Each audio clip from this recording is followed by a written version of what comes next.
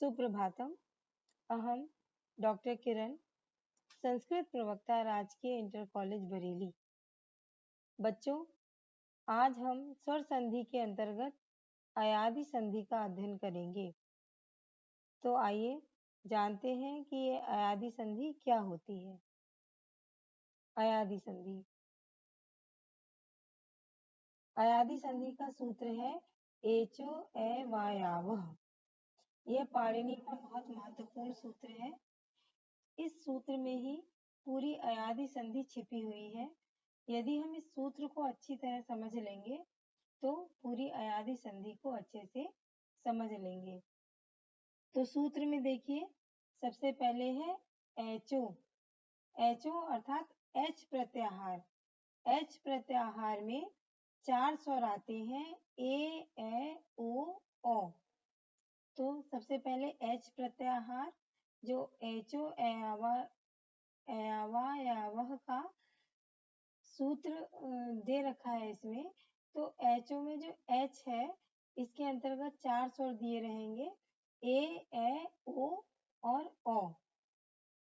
इसके पश्चात सूत्र में दिया हुआ है ए वा या वह।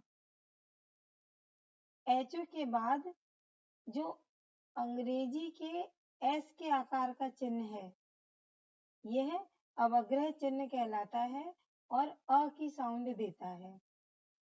तो एच प्रत्याहार के बाद यदि कोई भिन्न स्वर आता है तो उसके पश्चात ए को ए, ओ को अव, ए को आय और ओ को आव हो जाता है।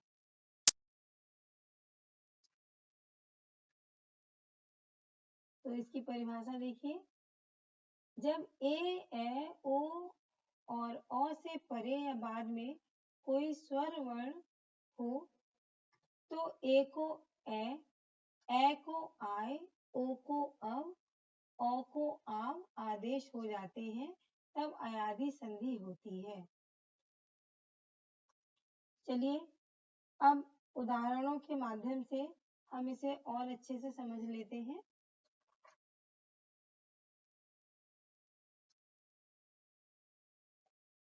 अब हम ए का उदाहरण समझेंगे सबसे पहले कि यदि ए के बाद कोई स्वर आता है तो उसके स्थान पे ए हो जाता है। जैसे ए के बाद अगर कोई भिन्न स्वर आए तो ए के स्थान पे ए आदेश हो जाएगा। जैसे पहला उदाहरण है चे प्लस अनम। यहाँ पे हमने संधि विच्छेद करके लिया है चे प्लस अनम। अब देखिए च में ए है और उसके बाद एक भिन्न स्वर अ आ गया है। च में ए है, ए स्वर के बाद हम देखेंगे कि भिन्न स्वर आ गया है अ। फिर है हमारा नम।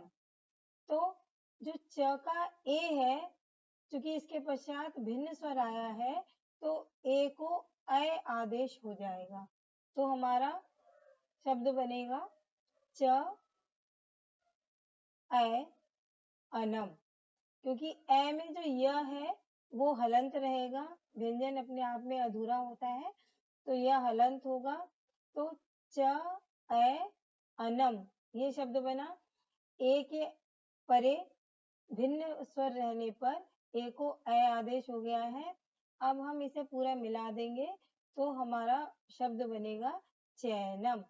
अब देखिए चैनम में जब हम उच्चारण करेंगे तो ए का साउंड आएगा, चै, चैनम। तो यहाँ पे च के बाद ए आ रहा है तो ए से तात्पर्य है कि च में ए स्वर था और उसके पश्चात चूंकि भिन्न स्वर आया था तो ए को ए आदेश हो गया है, इसलिए हमारा शब्द बना चैनम। इसी तरह से ने प्लस अनम। न में भी ए स्वर है और उसके पश्चात भिन्न स्वर अ आया है तो न के ए को ए आदेश हो गया है इसलिए हमारा शब्द बनता है नैनम। इसी तरह से शे प्लस अनम। श में ए है और उसके पश्चात भिन्न स्वर आया है अनम तो ए को अ आदेश हो गया है श ए नम, तो हमारा शब्द बनेगा शयनम।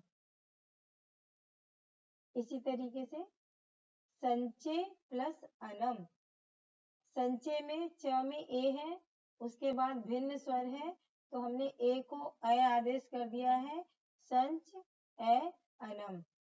अब इन सबको हम मिला देंगे तो बन जाएगा हमारा शब्द संचयनम। अब हम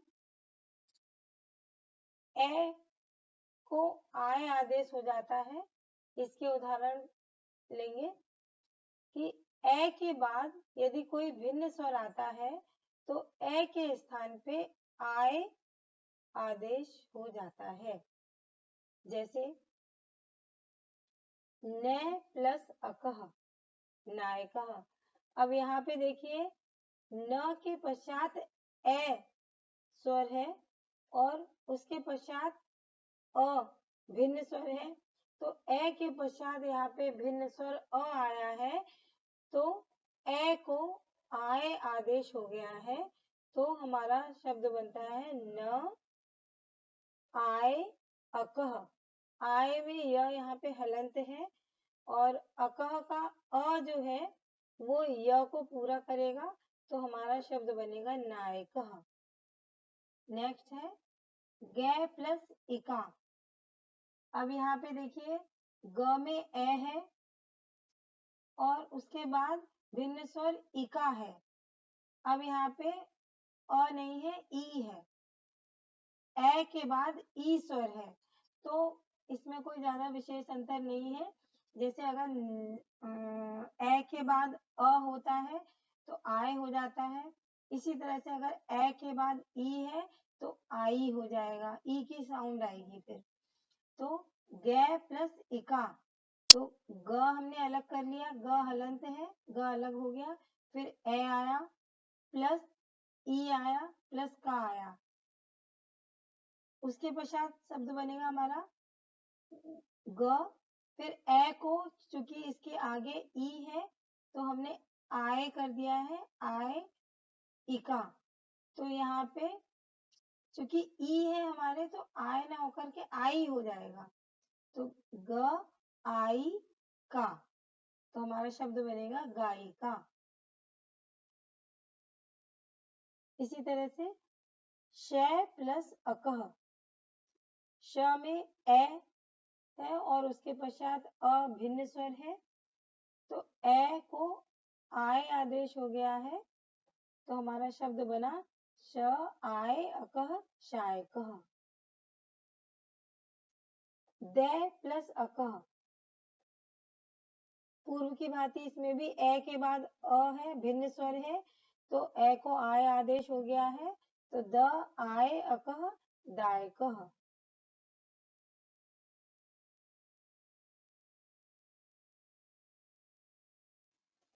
ओ के बाद यदि कोई भिन्न स्वर आता है तो ओ के स्थान पर अव आदेश हो जाता है। जैसे पो प्लस अनह। अब यहाँ पर देखिए प में ओ स्वर है और उसके पश्चात अनह में आदि स्वर है अ, तो ओ के पश्चात भिन्न स्वर आया है हमारा अ, तो यहाँ पे हमारा शब्द बनेगा प ओ अनह। तो ओ को चूंकि ओ के पश्चात भिन्न स्वर अ है तो ओ को अव आदेश हो जाएगा, तो हमारा शब्द बनता है प अव अनह। इसमें वह हलंत रहेगा।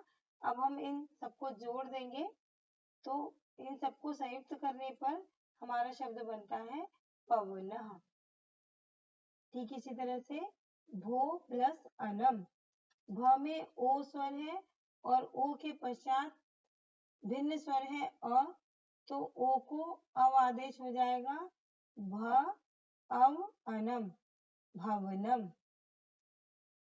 इसी तरह से साधो प्लस ए, साधो ध में ओ है प्लस ए, क्योंकि ए भिन्न स्वर हो गया है तो ओ को अव आदेश हो जाएगा। अब में व हलंत है और व में ए जुड़ जाएगा तो अवे हो जाएगा, तो हमारा शब्द बनेगा साधवे। इसी तरह से श्रो प्लस अनम, श्र में ओ है, उसके पश्चात भिन्न स्वर अ है तो ओ को अव आदेश हो जाएगा। श्र अव अनम, श्रवणम। अब अ के पश्चात यदि कोई भिन्न स्वर आता है तो अ के स्थान पर आव आदेश हो जाता है। जैसे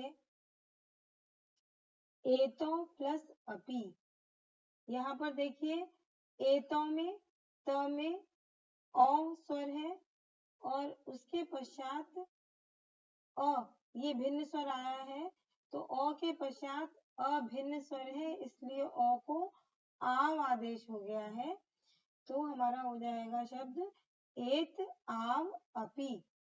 इन सबको संयुक्त रूप से मिला देंगे तो हो जाएगा एतावपि। फिर है दो प्लस एव,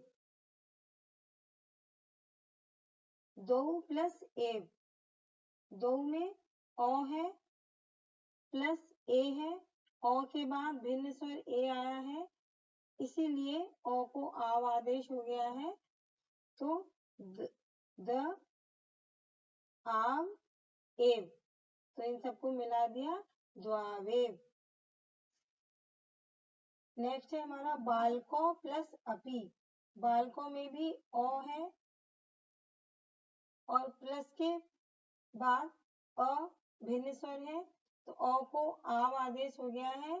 बालक आव अपि, बालकावपि। इसी तरह से प प्लस अकह, प में अ स्वर है और अकह का अ भिन्न है अ से, तो अ के बाद भिन्न स्वर अ आया है, इसलिए अ को आव आदेश हो गया है। तो प आव अकह, पावकह। प प्लस अनह, पावनह। जिस तरह से हमारा पावकह बना था, अ को आव आदेश हुआ है, उसी तरह से पावनह में भी अ को आव आदेश होके पावनह बन जाएगा। भ प्लस उकह, भ में अ स्वर है और उसके पश्चात उकह, उकह में उ स्वर है, अ के पश्चात उ आया है तो भ, फिर चूंकि उ स्वर है तो उ की साउंड आएगी आवु कह, भ आवु कह, भावुकह। इसी तरह से श्रो प्लस इकह, इका, श्रो प्लस इका, तो अ को आव आदेश हुआ है और यहाँ पे ई स्वर पहले है तो आवी हो जाएगा। श्र आवी का, श्राविका। इस तरह से हमारा अयादी संधि पूर्ण होता है। आप लोग अयादी संधि के जो 4 नियम बताए गए हैं यहाँ पर कि ए के बाद यदि कोई भिन्न स्वर आता है तो ए हो जाता है, ए के बाद यदि कोई भिन्न स्वर आता है तो आय हो जाता है, ओ के बाद यदि कोई भिन्न स्वर आए तो अव, और अ के बाद यदि कोई भिन्न स्वर आए तो आव हो जाता है। इसके उदाहरण देखिए और संधि को समझने का प्रयास कीजिए। धन्यवाद।